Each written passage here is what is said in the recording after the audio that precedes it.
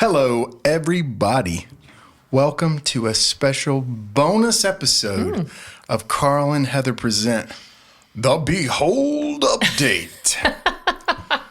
That's what I'm calling it, the Behold Update. Behold Women's Gathering just happened, and we wanted to make sure we talked about it so much on the podcast coming up to the conference.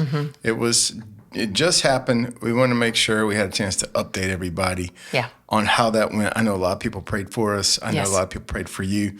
And also a lot of people had the opportunity to help and serve. Yeah.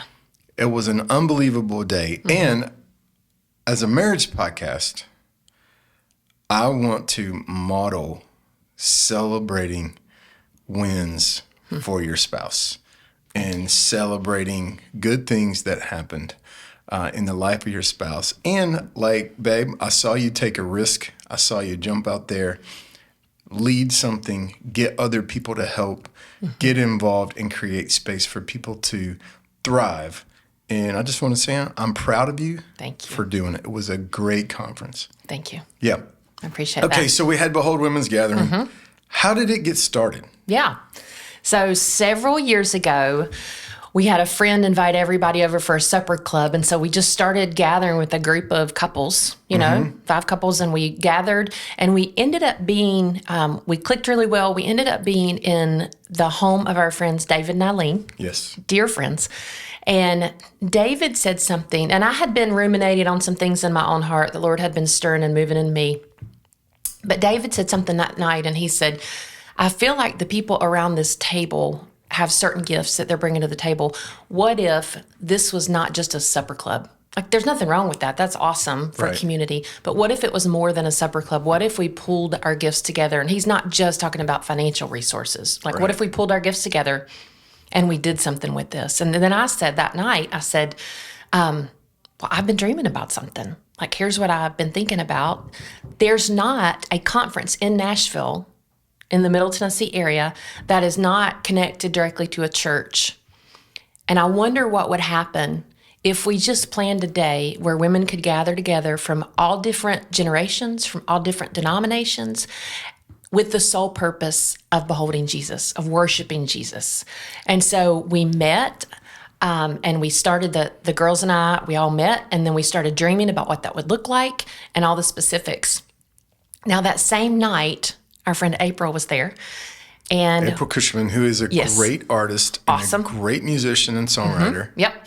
And we were talking with her about a song she was getting ready to release. And she actually said, I'm releasing lots of songs at once, which if you don't know about the music industry, that's not normally how you do it. Right. You release one at a time. You're supposed to do it a little bit at a time. Spread it out. And we were asking about that. And she said, you know what? I feel like the Lord has given me all these songs, and he's going to give me more songs after I release these. And she said, and anyway, Jesus is an endless well that never runs dry. I don't have to worry about running out of songs. And you and I both looked at each other and were like, we got to write that down. Yeah. Like, I'll never forget that night and that moment. And so we wrote it down.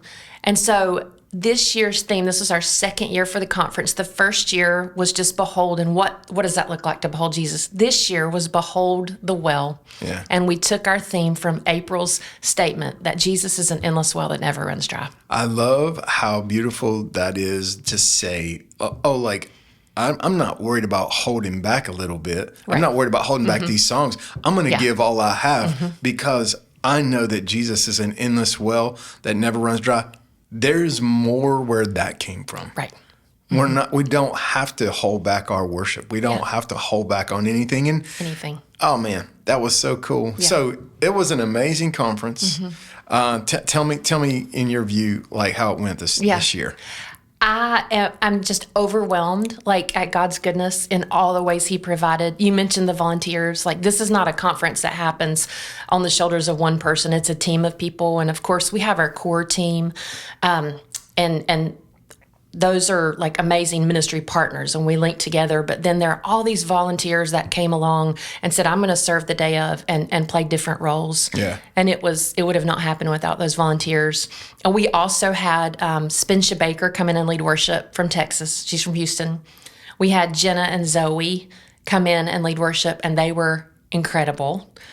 April, who we had mentioned, did an artist segment where she shared some of her original songs and talked about that and had a ministry time. And then we had Caroline Saunders was a speaker. Shannon Scott, speaker, did amazing. And then I finished up at the end of the day, really tying it all together. The cool thing is that we all knew that the theme was the well. But really, that whole theme of water was carried throughout the day without a lot of conversation back and forth between the three of us, the speakers. Yeah.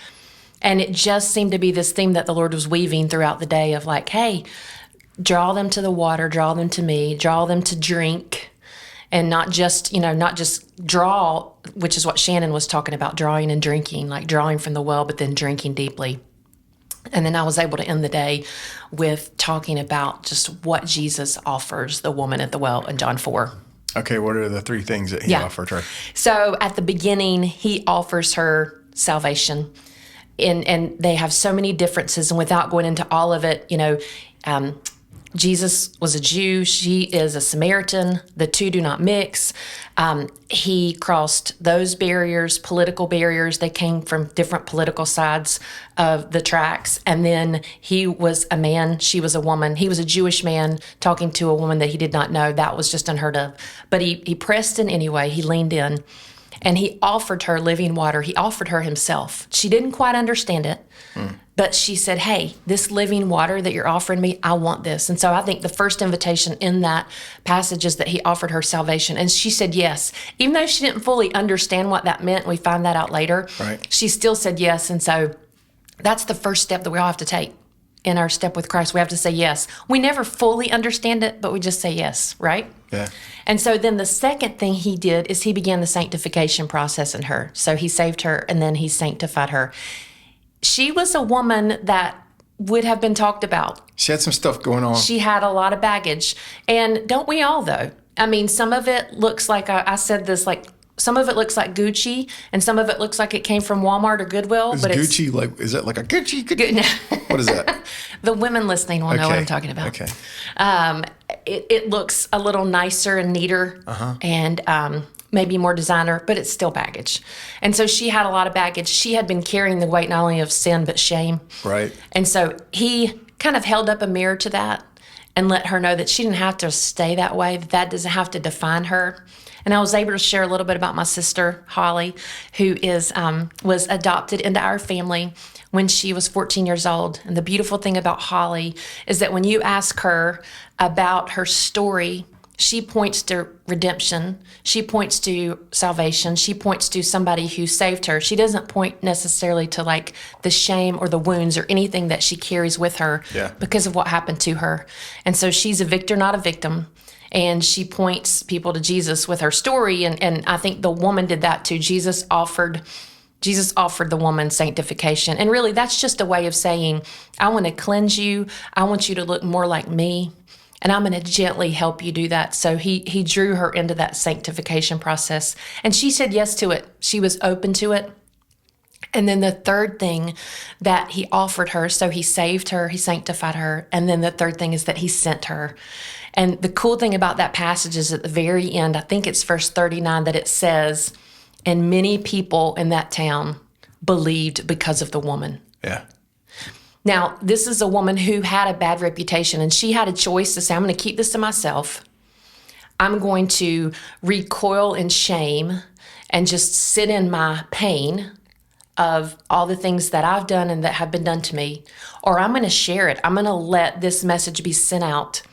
And she did that, and because she didn't keep it quiet, she's the woman that we read about. Like, all of these people could have had their little things that they said. We don't know. We don't know if there were naysayers saying, oh, like, we're going to listen to her. Who's she to be speaking up about Jesus? You know her story, right? Like, yeah. Or even if she offered Jesus to somebody and they were like, you know what?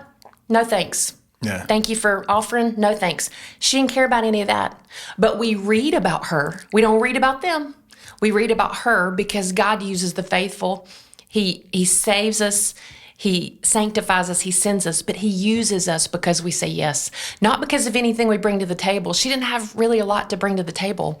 Yeah. But she was willing to say yes and open up herself to what the Lord wanted to do. So that was really the way we ended the day. And it was a beautiful day. everything that everybody did added to the day. And we just ended the day with a call to, where is God calling you today? Yeah. And so is he calling you to salvation? Is he calling you to sanctification? Or is he calling you to be sent out? It Beautiful was day. an amazing day. I'm so proud of you. I'm going to tell the story about the girl that came up to us at the very end. Okay.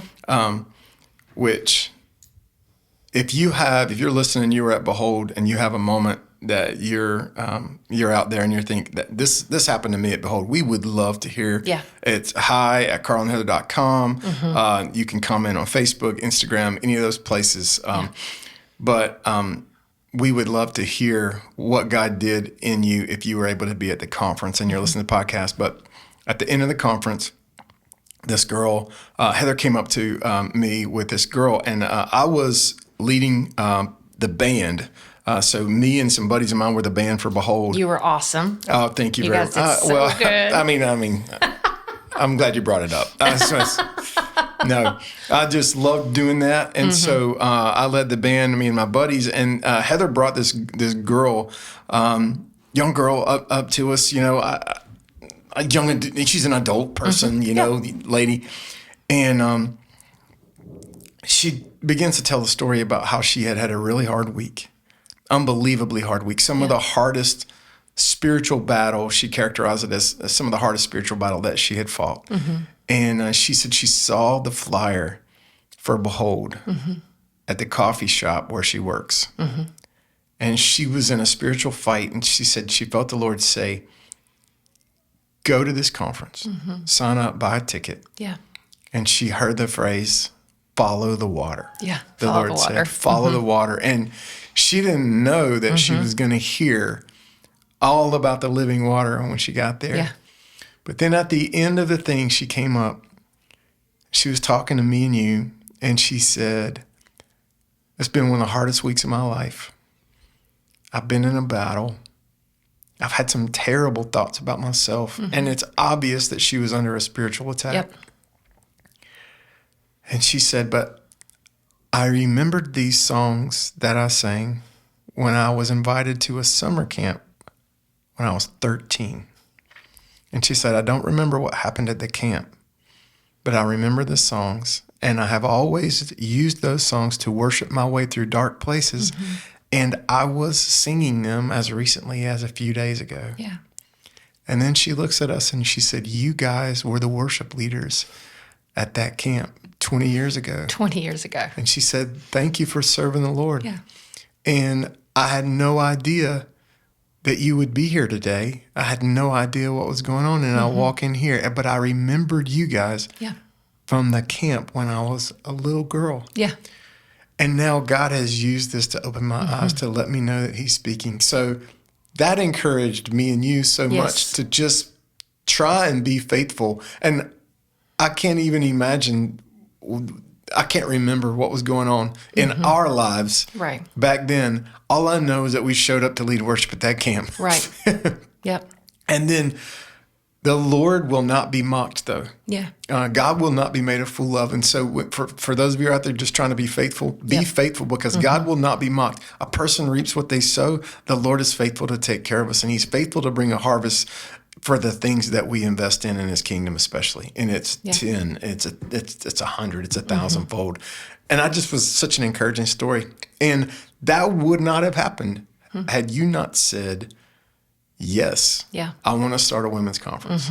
And here we are. Yeah. So Yeah. Every yes led to that. David saying yes, the supper club beginning.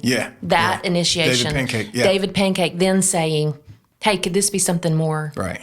April speaking into and saying, hey, Jesus is an endless well that never runs dry. Her yes to release songs became the theme of a conference. And so it's this idea that every step of faith, albeit small, Yes. leads to something that could be an avalanche in somebody's life. And we never know about it, but God uses the faithful.